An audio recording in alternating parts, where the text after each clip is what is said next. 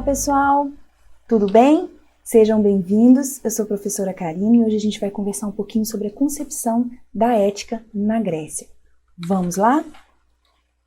Então, a gente vai começar a pensar e a refletir um pouquinho sobre algumas questões, algumas perguntas que permeiam a nossa existência, a nossa vida, né? Começando, quem somos? De onde que nós viemos?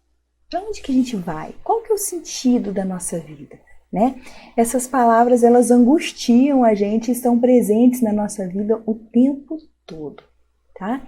E aí, quando a gente começa a pensar um pouquinho sobre a concepção de ética na Grécia, a gente começa a ter ideia um pouquinho do que o pensamento que os sofistas trouxeram para a gente.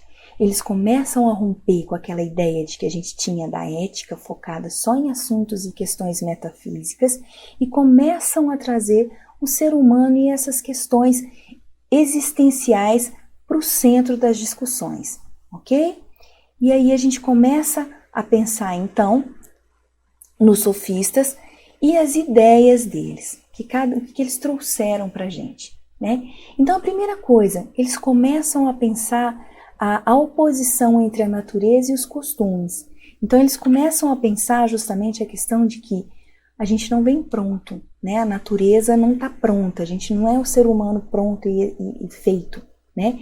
Ele começa a colocar que essa questão dos costumes da sociedade, eles vão atuar diretamente na nossa conduta e na nossa forma de pensar.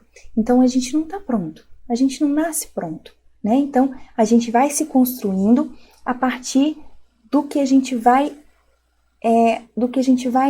interagindo com a cultura e com a sociedade. E isso tudo é mutável o tempo todo, tá? Não é uma coisa que é estática.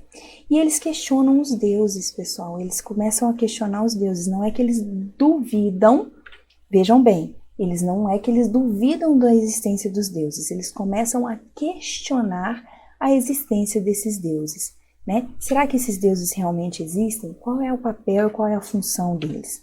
Né? E aí, a partir daí, eles começam também a questionar a questão da prática, né? Da vida prática. Eles começam a deixar de lado todas essas elucubrações, essas perguntas todas, e eles começam a se preocupar diretamente com a vida prática. Né? Aquilo que é útil para o ser humano, para que ele se desenvolva, para que ele haja dentro da sua vida. Né? Então eles começam a trazer essa reflexão. Eles questionam os deuses, eles questionam essa questão todinha, e eles também começam a prezar mais por questões mais práticas, que estão ligadas ao dia a dia das pessoas. E aí com isso eles começam a trabalhar uma noção de alma. Né? Eles começam a entender que a alma ela é passiva. Mas professora, o que significa uma alma ser passiva, né? Significa que quer dizer que ela pode ser moldável, que ela pode ser trabalhada a partir de questões externas, a partir de dúvidas, a partir de questionamentos e a partir daí, a partir de falas, a partir de pensamentos, né? Então, a partir daí, eles são muito vistos, às vezes, como interpretados de uma forma